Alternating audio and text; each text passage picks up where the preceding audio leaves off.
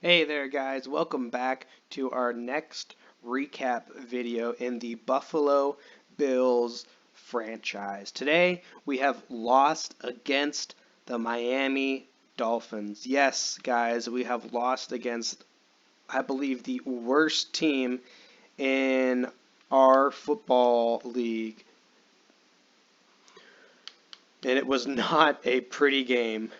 Uh, the Dolphins are not the worst team in the football league anymore, as we have helped them out with that, as the Vikings, Giants, Steelers, and Broncos are all the worst teams now.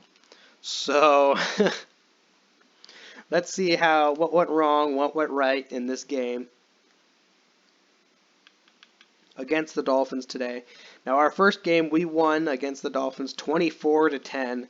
Today was the exact opposite of that. We lost 14-19. The majority of this loss was mostly because of Josh Allen. I will say it. He was very inaccurate when it came to times, and he threw two picks there at the fourth quarter. It really set our offense back. He threw for 14 for 24 attempts and 58% completion. Those picks destroyed us. So we are going to have to be looking for a different quarterback come next year, more than likely. The only rushing touchdown of the day was by Patrick DeMarco. Devin Singletary, by the way, still looking for his first rushing touchdown of the regular season. As Cole Beasley, LaShawn McCoy, Zay Jones, and Jason Groom all try to come together for this game, but do not get it done. Jason Groom, the only receiving touchdown of the day, as Cody Ford giving up the only sack today. Shaq Lawson, Micah Hyde, Ed Oliver, and Voshan Joseph all lead the team with tackles in today's loss over the Miami Dolphins. Shaq Lawson with the sack, of course. Tremaine Edmonds must have went down with an injury of some sort. That is why Voshan Joseph stepped in, and Greg Stroman stepping up with the pick on Ryan Fitzpatrick. We're going to make some changes today on the roster. We are going to be starting Greg Stroman in the slot, and Teron Johnson will also have that number 2 cornerback slot as well. So immediately you're asking who is our second cornerback right now, and I can tell you that is Levi Wallace. We're not seeing really any picks from Levi Wallace. Teron Johnson, I know at least has one or two. So we are going to put Teron Johnson in his spot, and we are going to put Greg Stroman as cornerback number 3, and also move Stroman into the slot as well. Now, Tre'Davious White having a very, very quiet year. I don't believe he's had a pick yet, actually. So now we're going to move Stroman into this slot position, as Levi Wallace is going to back him up. The next decision I'm going to make, at least for one game, depending on how he plays, is we're going to move Brock Osweiler here to start. I know a lot of people might be upset with this. I just want to change. We need to find a way to win. We were winning single-handedly here early on in the franchise, but now we're losing, and we need to stop losing. And Josh Allen has just been losing it for us. So this time maybe Brock Osweiler will lose it for us instead of Josh Allen, but all's the same. Speaking of Josh Allen, he is actually the only player to upgrade after that game against Miami, and we are going to throw that into field general immediately. So maybe his short throw becomes better, and his short throw does get better with a 1 point. So it is now 75, still pretty bad.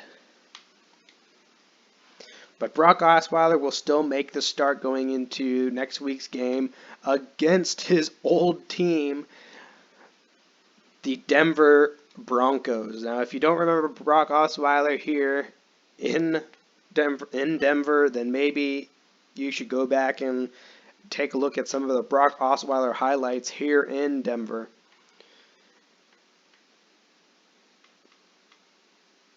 But this will be our next start, and we have an X Factor scenario already going for us, and I believe this is Chris Harris Jr., and yes, it is Chris Harris.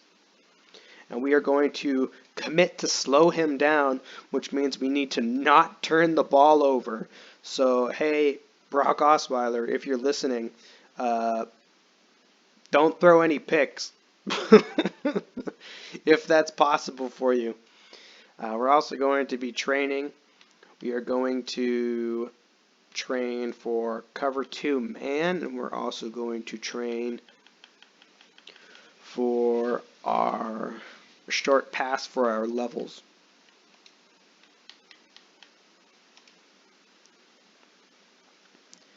So, alright, here we go, getting gold medals here, starting out, having a good time,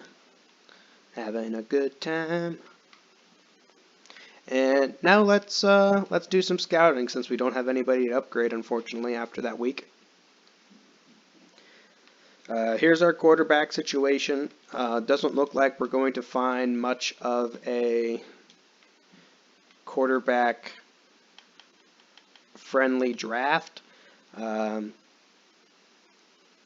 Kilgore and Eric Stevenson, probably the really only quarterbacks I would look into drafting. Not gonna, actually, Jonathan Hope doesn't look too terrible either, because of his short throw accuracy is pretty up there, and his deep throw is not there. Usually that's the opposite for a strong arm quarterback. Usually they look like more like Devin Brock here. But Jonathan Hope, maybe he'll bring some hope to this Buffalo Bills offense. Let's scout some running backs this week, as we do have 2 third-round picks, and maybe this third-round running back, Ace Warford, will be worth drafting. Maybe not. Darian Jennings, have to see the rest, but probably not either. And this is one of the shortest recap videos we have done. Let us take a look at some of the stats in our team this year. So we do have Josh Allen. He did eclipse more interceptions than touchdowns this year already. 14 touchdowns with 15 picks. Coming up good. Frank Gore leading our team just by 1 single yard in rushing. Devin Singletary will get that back next game. LaShawn McCoy does get that receiving touchdown he's wanted. And Frank Gore fumbling the ball twice this year. That's not good. Receiving yards, John Brown has surpassed Cole Beasley in receiving yards, as Cole Beasley leads the team in 5 receiving touchdowns. Zay Jones and Jason Kroom close behind. Ty still outranks everybody for sacks allowed, but he is no longer starting. Cody Ford is now starting, and he's already let in 5 sacks. Remember, he only let in 4 for Myles Garrett, so that was pretty bad. And Deion Dawkins here rounding it out with 5 as well. Tremaine Edmonds leads the team in tackles still with 78, as Shaq Lawson now leads the team in sacks with 4.5. Jerry Hughes close behind with 4.